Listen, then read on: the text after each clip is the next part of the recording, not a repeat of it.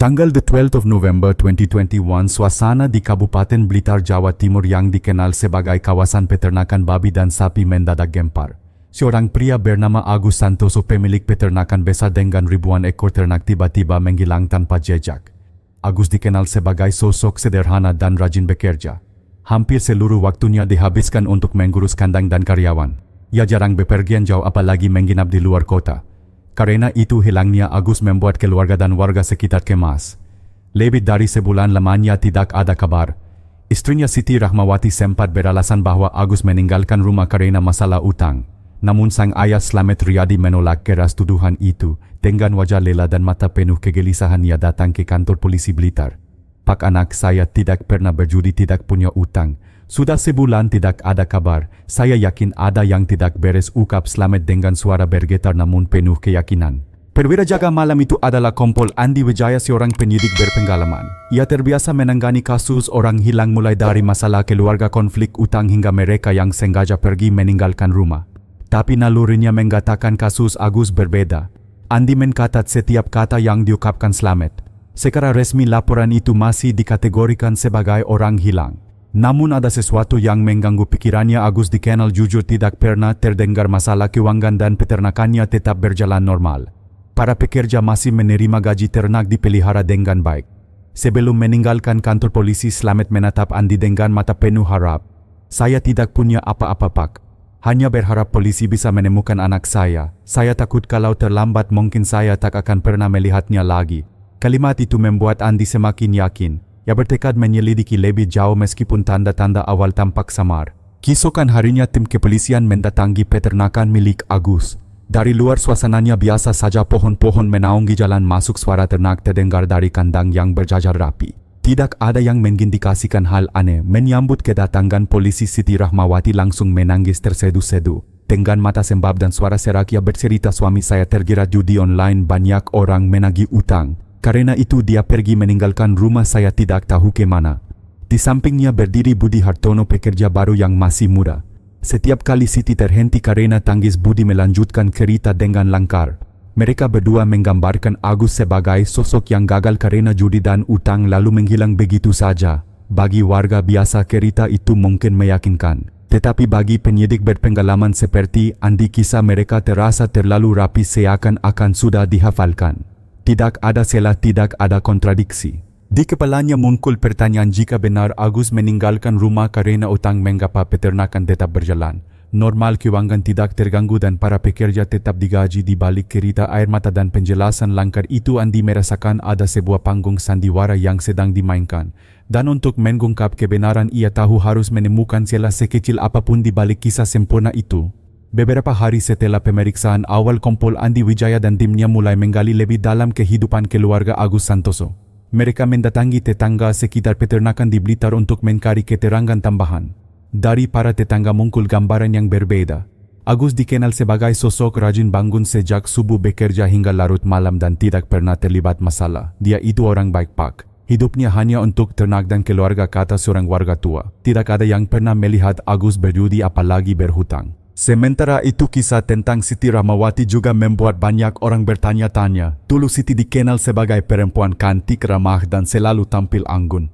Kehidupan rumah tangga mereka terlihat ideal, rumah besar, usaha berkembang, dan seorang anak kecil yang lugu.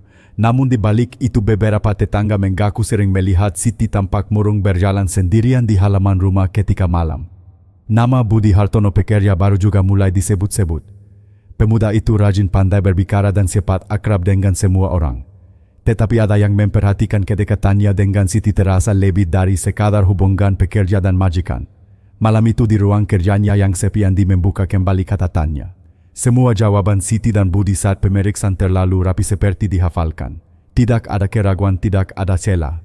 Padahal dalam pengalaman Andi, orang yang berbohong biasanya gugup salah ungkap atau saling bertentangan. Ia menandai 3 hal mencurigakan: motif keuangan tidak jelas, jika benar Agus kabur karena utang seharusnya ada jejak aset dijual, ternak terbengkalai, atau karyawan berhenti digaji. Faktanya semua berjalan normal.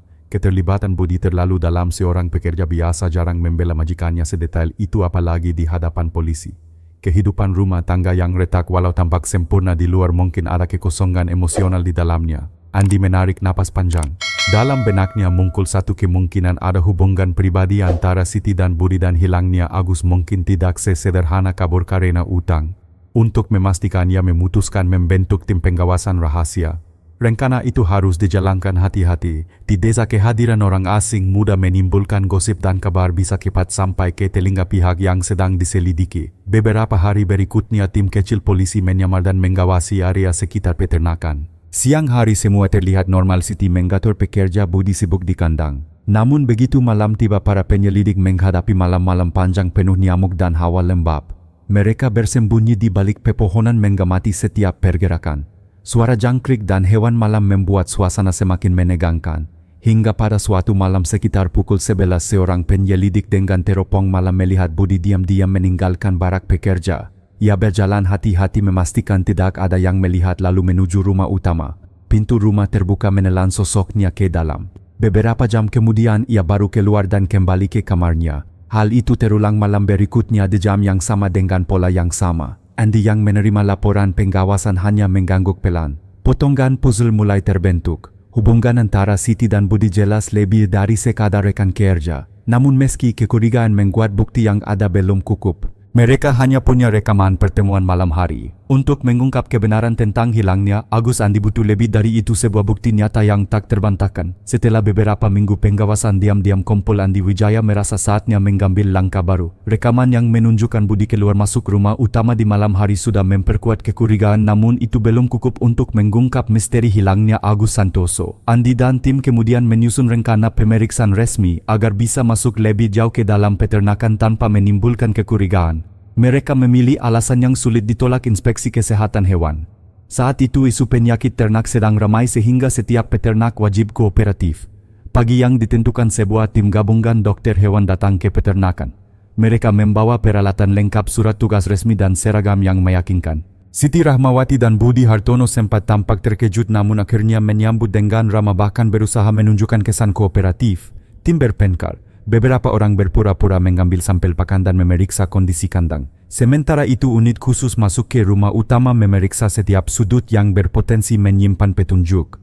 Awalnya semua tampak normal, ruang tamu rapi, kamar tidur bersih, dapur teratur. Tetapi ketika seorang anggota tim masuk ke dapur belakang, ia menemukan sesuatu yang ganjil. Di sana ada tungku besar yang biasa dipakai untuk memasak pakan ternak.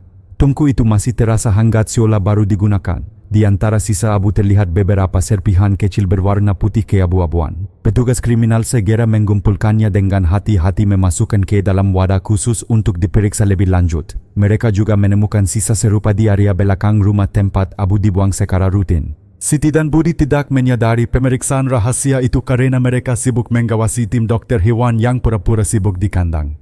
Setelah semua selesai, tim berpamitan seperti biasa tanpa menimbulkan kecurigaan. Beberapa hari kemudian hasil uji laboratorium keluar. Laporan itu membuat Andi terdiam lama. Serpihan abu tersebut ternyata sisa tulang manusia yang terbakar pada suhu tinggi. Hasil itu bagaikan petir di siang bolong. Dugaan bahwa Agus hanya pergi karena utang kini runtuh. Fakta menunjukkan ada sesuatu yang jauh lebih gelap telah terjadi di dalam peternakan itu. Andi tahu mulai dari momen ini kasus orang hilang resmi berubah menjadi penyidikan tindak pidana. Namun meski bukti awal sudah kuat, ia sadar untuk menjerat Siti Rahmawati dan Budi Hartono secara hukum masih dibutuhkan bukti tak terbantahkan dan strategi penangkapan yang tepat. Malam itu ia menutup map berisi hasil forensik, menatap kosong ke dinding lalu berbisik pada dirinya sendiri, ini bukan sekadar orang hilang. Ini sudah masuk wilayah kejahatan besar. Dan tugas kita adalah memastikan kebenaran terungkap.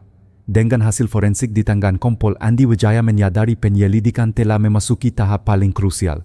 Fakta keberadaan serpihan tulang manusia menjadi bukti ilmiah yang tak bisa diabaikan. Namun itu saja belum cukup untuk membawa kasus ke pengadilan. Andi tahu ia memerlukan langkah yang cermat. Siti Rahmawati dan Budi Hartono harus ditangkap dengan bukti yang jelas tanpa memberi mereka kesempatan menghilangkan jejak.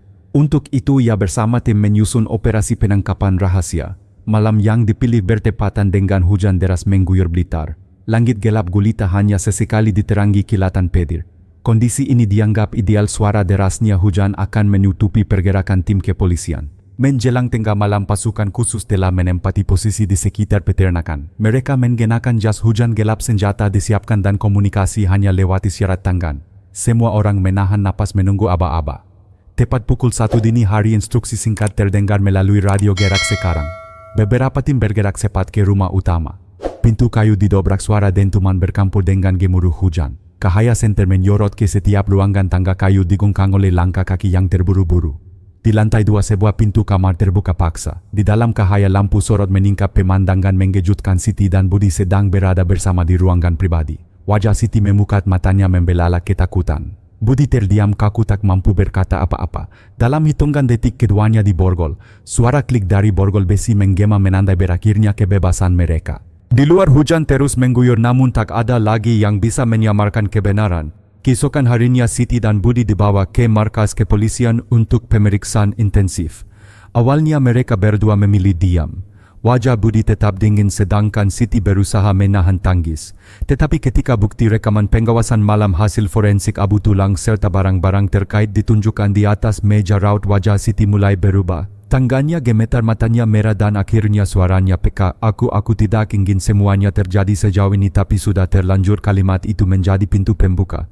Dari sana lapisan demi lapisan rahasia yang mereka sembunyikan mulai terkuak. Andi menatap kedua tersangka di hadapannya. Ia tahu perjalanan panjang untuk menyingkap kebenaran hampir mencapai titik akhir. Namun masih ada detail-detail penting yang harus diungkap. Apa sebenarnya yang terjadi pada Agus Santoso dan bagaimana mereka menyusun rencana yang begitu rapi. Di ruang interogasi Polres Blitar suasana begitu tegang. Siti Rahmawati duduk dengan mata bengkak, tangannya bergetar. Di sebelahnya Budi Hartono tetap berusaha tenang meski tatapannya kosong. Awalnya keduanya menolak bicara. Namun ketika bukti-bukti ditunjukkan, rekaman pengawasan malam, laporan forensik tentang abu tulang manusia serta barang-barang yang disita dari peternakan, wajah Siti mulai goyah. Ia menunduk menahan isak lalu dengan suara serak berbisik, aku tidak sanggup menyembunyikannya lagi dari pengakuan awal itulah rangkaian cerita mulai terkuak. Siti mengaku bahwa rumah tangganya dengan Agus sudah lama renggang. Suaminya terlalu sibuk dengan pekerjaan, jarang memberi perhatian. Dalam kesepian itulah ia mulai dekat dengan Budi, pekerja muda yang pandai merayu. Menurut Siti, Budi kerap berjanji manis jika Agus tidak ada, mereka berdua bisa hidup bahagia sekaligus menguasai seluruh harta. Godaan itu ditambah rasa kosong di hati membuat Siti terjerumus. Andi mendengarkan dengan wajah serius. Ia tahu pengakuan itu penting tapi tetap butuh verifikasi. Ia meminta Siti menjelaskan lebih detail bagaimana rencana mereka disusun. Dengan suara terputus-putus Siti menggambarkan bahwa Budi lah yang paling mendorong ide menggenyakan Agus. Ia hanya ikut arus, percaya bahwa itu jalan keluar. Aku salah besar, aku biarkan semuanya terjadi, katanya sambil menitikkan air mata. Budi ketika diminta bicara justru berbeda. Ia tidak menunjukkan penyesalan. Dengan nada datar ia mengakui adanya hubungan terlarang dengan Siti dan mengatakan bahwa Agus menghalangi kebahagiaan mereka. Ucapannya dingin seakan itu bukan masalah besar. Kalau dia terus ada, kami tidak akan pernah bebas, kata Budi singkat. Mendengar itu Andi hanya menatap tajam.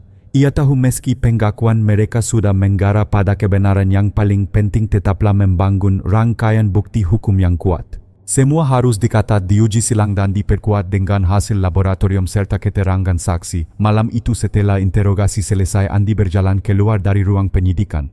Hujan masih turun rintik-rintik, lampu jalan memantulkan bayangan panjang. Dalam hati ia sadar kasus ini bukan sekadar kriminal biasa. Ini adalah potret bagaimana keserakahan dan kesepian bisa berubah menjadi malapetaka. Namun perjalanan belum berakhir. Masih ada langkah penting berikutnya, menyusun berkas perkara lengkap, menghadirkan saksi-saksi dan membawa Siti serta Budi ke hadapan pengadilan. Beberapa bulan setelah penangkapan, kasus Agus Santoso resmi dilimpahkan ke Pengadilan Negeri Blitar. Hari itu kuaka mendung dan ratusan warga memenuhi halaman pengadilan. Mereka ingin menyaksikan langsung sidang yang sudah lama menjadi bahan perbincangan di desa-desa sekitar. Di ruang sidang suasana mencekam. Siti Rahmawati duduk di kursi terdakwa dengan wajah pucat dan tubuh lemah. Rambutnya terikat rapi namun sorot matanya kosong. Di sampingnya Budi Hartono tampak dingin, tatapannya lurus tanpa ekspresi. Ketua Majelis Hakim membuka sidang dengan suara tegas. Jaksa penuntut kemudian membacakan dakwaan panjang lebar mulai dari hubungan terlarang, motif menguasai harta hingga bukti ilmiah yang menunjukkan keberadaan sisa tulang manusia di peternakan. Setiap kalimat terasa berat membuat ruangan senyap. Di barisan bangku pengunjung Slamet Riyadi, ayah Agus duduk dengan tubuh renta. Sejak kehilangan anaknya tampak jauh lebih tua. Wajahnya keriput, sorot matanya redup, namun hari itu ia tetap hadir. Baginya mendengar kebenaran di ruang sidang adalah bentuk terakhir dari keadilan untuk putranya. Ketika jaksa menuntut hukuman, seluruh ruangan menahan napas. Untuk Budi Hartono dituntut hukuman mati atas dakwaan pembunuhan berencana. Untuk Siti Rahmawati dituntut hukuman penjara seumur hidup dengan pertimbangan ia adalah ibu dari seorang anak kecil namun tetap berperan sebagai pelaku utama. Mendengar itu Siti menangis keras, tubuhnya gemetar, kedua tangannya meremas erat pagar besi ruang sidang. Budi sebaliknya tetap tidak menunjukkan emosi. Slamet Riyadi menatap mereka dari kejauhan. Ia tidak lagi marah, hanya ada kesedihan mendalam. Ia tahu apapun vonis hakim anaknya Agus tidak akan pernah kembali.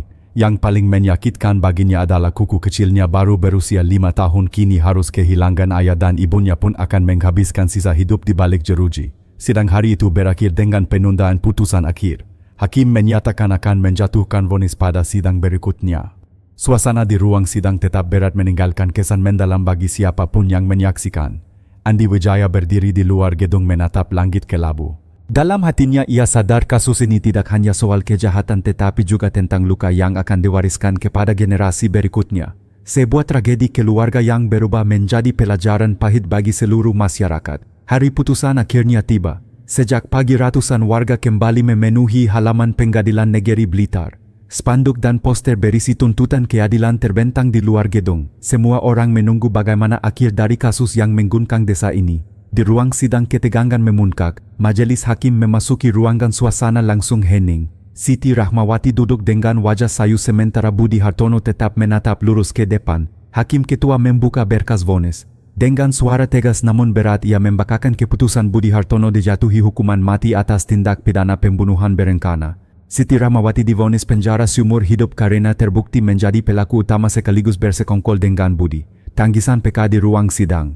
Siti menjerit, tubuhnya lemas sementara Budi hanya terdiam, wajahnya tetap dingin tanpa ekspresi. Di bangku pengunjung Slamet Riyadi menutup mata menahan perasaan bercampur aduk. Ia tahu tidak ada hukuman apapun yang bisa mengembalikan putranya. Tapi setidaknya kebenaran sudah ditegakkan dan masyarakat tahu bahwa keadilan masih ada. Hakim menutup persidangan dengan kalimat singkat, perbuatan terdakwa adalah cermin gelap dari keserakahan dan pengkhianatan. Semoga putusan ini menjadi pelajaran bagi kita semua. Setelah sidang berakhir, masyarakat perlahan meninggalkan ruangan.